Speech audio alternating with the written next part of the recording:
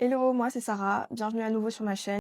Que faire quand quelqu'un t'insulte et garder le pouvoir? Regarde cette vidéo, tu t'es fait insulter dans quelconque situation que ce soit. Quand quelqu'un t'insulte, il y a ce moment étrange où tout reste figé. Est-ce que vous avez déjà vécu cette situation où vous vous faites insulter par une personne et sur le moment, vous restez figé, vous ne savez pas, vous n'avez aucune répartie, vous ne savez pas quoi répondre. En fait, ce n'est que après coup que tout vous vient à l'esprit et que vous trouvez les mots. Mais à ce moment-là, ben, personne n'est plus là et c'est vraiment trop tard. Vous pensez à tout ce que vous auriez pu répondre. Si jamais tu es fatigué que cette situation t'arrive et se répète, regarde et écoute attentivement cette vidéo.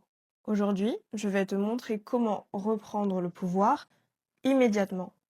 Une insulte, ce n'est pas qu'une phrase. C'est souvent plus que ça, c'est souvent une tentative de domination, de la projection ou simplement on essaye en fait de captiver à 100% votre attention parce que jusqu'à présent, vous ne donniez pas assez de votre attention. Souvent, une de ces trois choses-là, soit on veut votre attention totale, soit on veut comme on dit en anglais, to humble you, c'est-à-dire vous dominer d'une quelconque manière que ce soit. C'est une projection. Alors la projection, en fait, c'est lorsque quelqu'un se sent insecure, manque de confiance en lui pour quelconque raison, que se projette cette ou ses insécurités sur vous.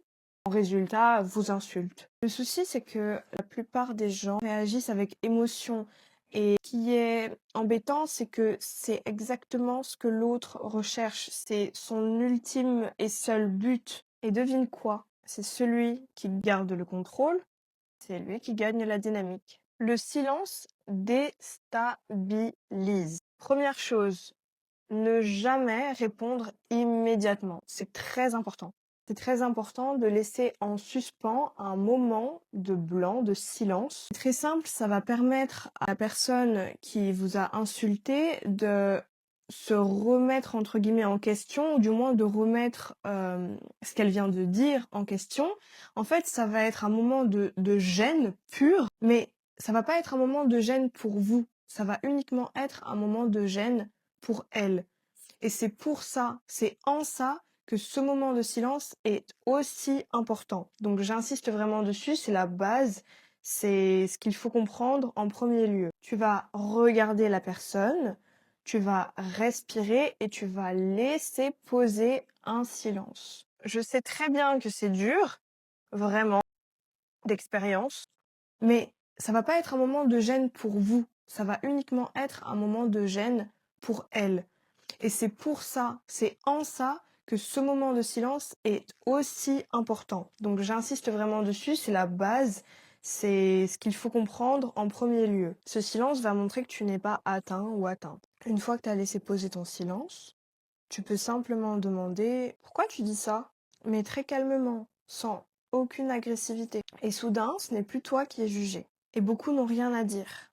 Si jamais la situation s'y prête, tu peux utiliser l'humour. Tu peux dire quelque chose comme «Tu t'es entraîné longtemps pour celle-là?» ou bien «C'est censé me blesser?»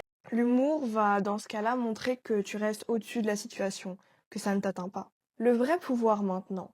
Avez-vous déjà remarqué que les personnes sûres d'elles, les personnes les plus sûres d'elles, qui le sont tout le temps, ces personnes-là, elles n'ont pas besoin d'écraser. Elles ont déjà un pouvoir. Elles observent, elles choisissent leurs réponses, elles prennent leur temps, elles sont calmes. Elles ne sont pas intimidées. Donc, encore une fois, elles n'ont besoin d'écraser personne. Ces personnes-là, ce sont les personnes qui ont confiance en elles. Et donc, les personnes sûres d'elles, qui ne cherchent pas à écraser, parfois, elles ne répondent pas parce que tout ne mérite pas ton énergie. Apprendre à observer sans absorber. Donc, la prochaine fois que quelqu'un t'insulte, fais une pause, respire, garde ton calme et, s'il le faut, réponds, mais calmement, sans agressivité. Le pouvoir n'est pas dans la riposte. Le pouvoir est dans la maîtrise et dans le contrôle émotionnel. Et pour être honnête, si on me demande mon avis, c'est littéralement ce qui différencie un adulte d'un enfant.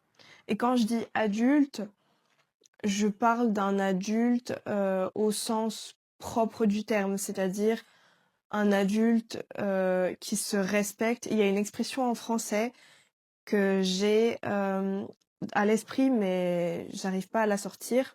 Le contrôle émotionnel, c'est l'essence même, c'est la base de ce qui différencie un adulte d'un enfant. C'est très simple, un enfant qu'est-ce qui caractérise un enfant en bas âge de un jeune adulte, par exemple? C'est qu'un enfant en bas âge, il passe beaucoup plus de temps à pleurer en public que, un adulte ou un jeune adulte. Eh bien, c'est simple, c'est parce que l'adulte possède plus de contrôle émotionnel que l'enfant. Et ben, dans cette situation, il faut vraiment vous imaginer la même chose. Il faut vous imaginer que, la personne qui vous insulte, ce qu'elle attend, c'est une réaction incontrôlée, une réaction d'enfant, et ça lui permettra à elle, ben, de vous insulter même encore plus. Sauf que vous n'êtes pas un enfant, vous êtes un adulte, et si vous êtes un enfant, je vous incite, très fortement à adopter une attitude adulte, et donc d'avoir un contrôle émotionnel et de ne pas réagir. Ça ne peut être que bénéfique pour vous dans cette situation où vous faites face à une insulte.